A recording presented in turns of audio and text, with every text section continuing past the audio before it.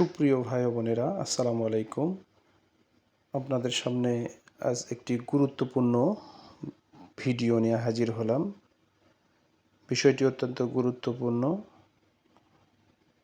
এই ভিডিওটি আপনাদের সামনে আজকে আলোচনা করব। ভিডিওটি হলো সমাজসেবা অধিদপ্তরের ওয়েবসাইটে তারা দিয়েছে গতকাল 8 এপ্রিল।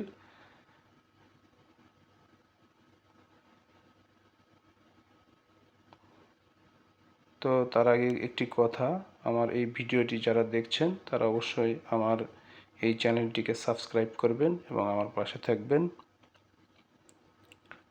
তো চলুন শুরু করা যাক মূল ভিডিওটি।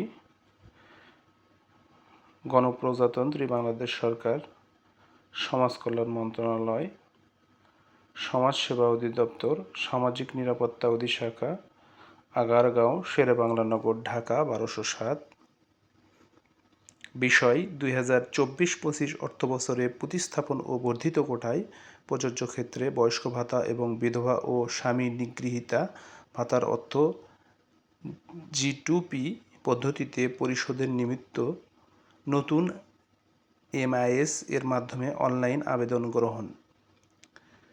উপর্যুক্ত বিষয়ের পরিপ্রেক্ষিতে 2024-25 অর্থবছরের সামাজিক নিরাপত্তা কর্মসূচির আওতায় প্রতিস্থাপন ও বর্ধিত কোটায় প্রযোজ্য ক্ষেত্রে বয়স্ক ভাতা এবং বিধবা ও স্বামী নিগৃহীতা ভাতার অর্থ G2P পদ্ধতিতে পরিশোধের নিমিত্ত নতুন MIS এর মাধ্যমে অনলাইন আবেদন গ্রহণের সময়সীমা 9/4/2025 থেকে 17/4/2025 তারিখ পর্যন্ত নির্ধারণ করা হলো।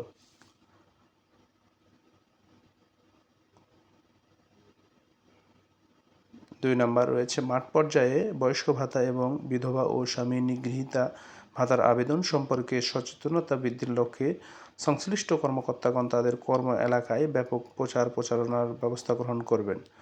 পূর্বের অনলাইন আবেদন গ্রহণের সকল শর্তাবলী বলবৎ থাকবে।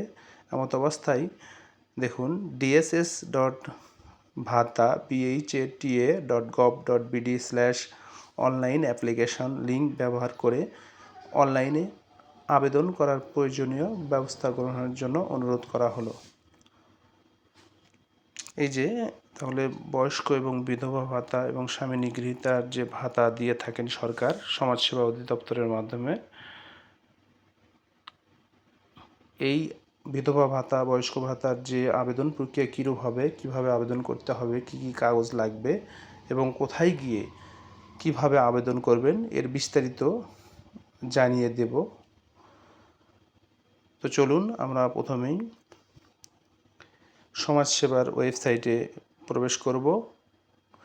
www.dss.gov.bd এই ওয়েবসাইটে গিয়ে আমরা দেখব সামাজিক নিরাপত্তা শাখায়, যে দেখুন সমাজসেবার ওয়েবসাইট www.dss.gov.bd ওয়েবসাইটে আসবেন। এসেই সামাজিক একটু এই যে নোটিশটি আমি পড়লাম সেই নোটিশটি এখানে দেওয়া রয়েছে নোটিশ বোর্ডের প্রথমেই তাদের ওয়েবসাইটে। এরপরে সামাজিক নিরাপত্তা শাখা 1, এখানে তারা দেখুন প্রত্যেকটি একটি করে আলাদা করে দিয়েছে। বয়স্ক ভাতা, বিধবা ও স্বামী নিগৃহীতা ভাতা এই দুটো আলাদা করে দিয়েছে, দুটি টপিক আলাদা। তো আমরা একটি দেখাচ্ছি আজকে। এই বিধবা ও স্বামী নিগৃহীতা ভাতা এইটির জন্য কি কি যোগ্যতা থাকলে বা কি কি থাকলে তারা আবেদন করতে পারবে।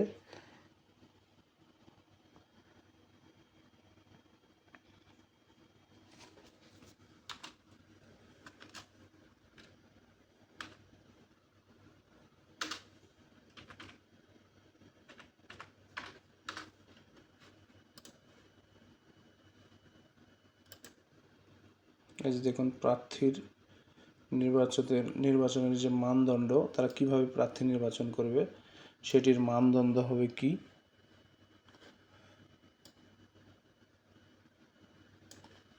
অবশ্যই তাতে বাংলাদেশের নাগরিক হতে হবে।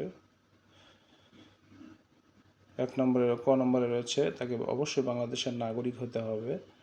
খ নম্বর বয়স অবশ্যই 18 বছরের ঊর্ধ্বে হতে হবে, তবে সর্বোচ্চ বয়সের বিধবা স্বামী নিগৃহীতাকে অগ্রাধিকার প্রদান করতে হবে। গ নম্বরে রয়েছে দেখুন স্বাস্থ্যগত অবস্থা, যিনি শারীরিকভাবে অক্ষম অর্থাৎ সম্পূর্ণরূপে কর্মক্ষমতাহীন, তাকে সর্বোচ্চ অগ্রাধিকার দিতে হবে। ঘ নম্বর রয়েছে আর্থসামাজিক অবস্থা। এক্ষেত্রে 1 নম্বরে রয়েছে আর্থসামাজিক অবস্থায় নিঃস্ব, উদ্বৃত্ত, ভূমিহীন অগ্রাধিকার পাবে। 2 নম্বরে রয়েছে সামাজিক অবস্থার ক্ষেত্রে শিশু সন্তান রয়েছে এমন বিধবা, স্বামী নিগৃহীত, পরিবার থেকে বিচ্ছিন্ন নিঃসন্তান মহিলাদের ক্রমানুসারে অগ্রাধিকার দিতে হবে। এরপরে যে শর্তাবলী রয়েছে, যোগ্যতার শর্তাবলী, এলাকার স্থায়ী বাসিন্দা হতে হবে, জাতীয় পরিচয়পত্র থাকতে হবে, বয়স অবশ্যই 18 ঊর্ধ্বে হতে হবে। এই যে বিষয়গুলো রয়েছে আপনারা একটু দেখে নেবেন। এখানে ভিডিও থেমে থেমে দেখার চেষ্টা করবেন, তাহলে অবশ্যই বুঝতে পারবেন বিষয়গুলো।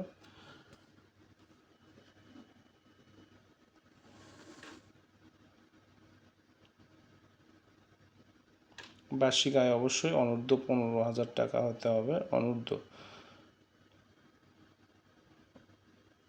এর উপরে হলে চলবে না।